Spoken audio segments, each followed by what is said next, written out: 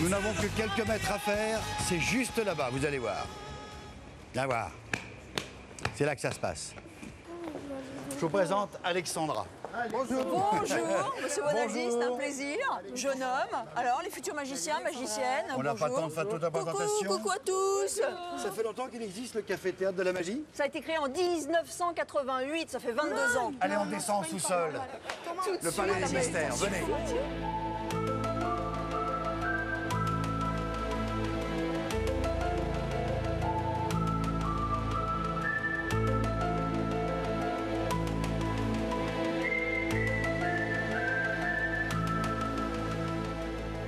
Est-ce que, spécialement, rien que pour nous, pour une fois, vous pourriez nous apprendre un tour?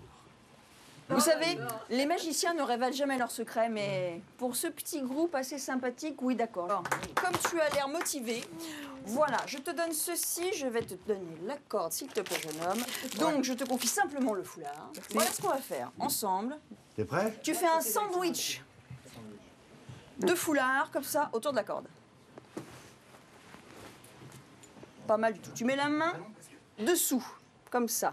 Ouais, ça c'est bien, parfait. Et maintenant tu fais une boulette, tu compresses à mort. Oui, je compresse. Je compresse.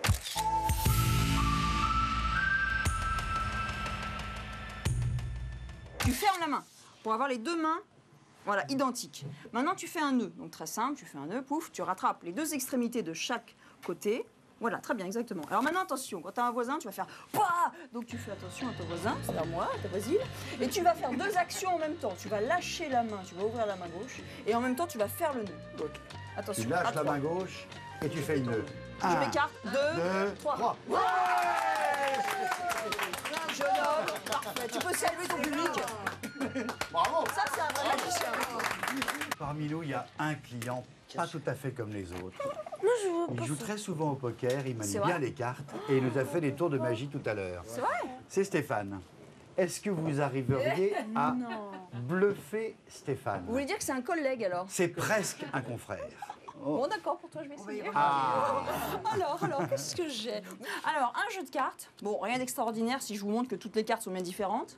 On est d'accord jusque-là. Stéphane, je vais avoir besoin de vous. Ça va être très simple. Je remonte un petit coup au cas où on n'est pas bien vu. Vous allez, je vais feuille comme ça les cartes et vous allez m'arrêter quand vous le désirez sur une carte, celle que vous voulez.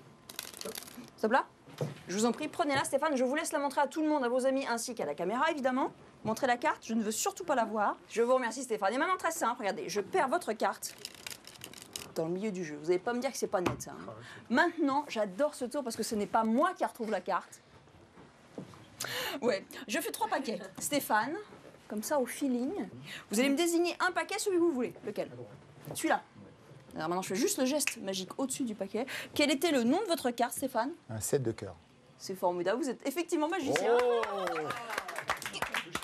Alors là, je sais. Tout de suite, j'étais sûre que vous me diriez ça. Évidemment, on se dit oui, mais non. J'ai un jeu de cartes tout à fait normal avec que des cartes différentes. De quoi vous pensez? Mais non. Cela dit, vous savez que vous êtes ici au double fond, un endroit magique.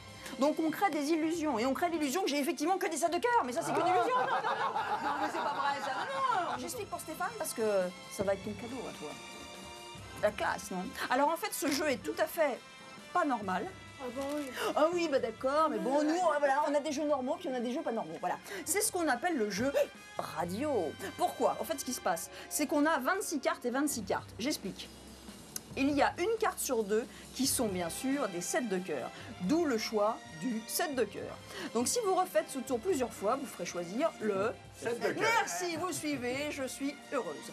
Alors, la petite subtilité en plus, vous ne verrez pas parce qu'on est un peu loin, mais si on prend un 7 de cœur et une carte normale, les 7 de cœur sont légèrement coupés sur le petit côté ici. Ce qui fait que, là vous vous dites, mais qu'est-ce qu'elle raconte? Ce qui fait que, quand on est feuille comme ça, on ne voit que des cartes différentes, mais dans l'autre sens, on voit que des 7 de cœur, c'est la folie.